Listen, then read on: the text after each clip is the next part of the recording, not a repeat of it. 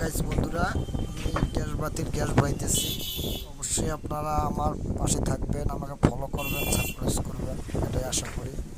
নতুন নতুন ভিডিও আপনাদের মাঝে উপহার দিব। অবশ্যই অবশ্যই আপনারা আমার পাশে থাকবেন। আমি নতুন একজন পেজ, আপনারা আপনাদের সাপোর্টে আমার ভাগ্য খুলবে।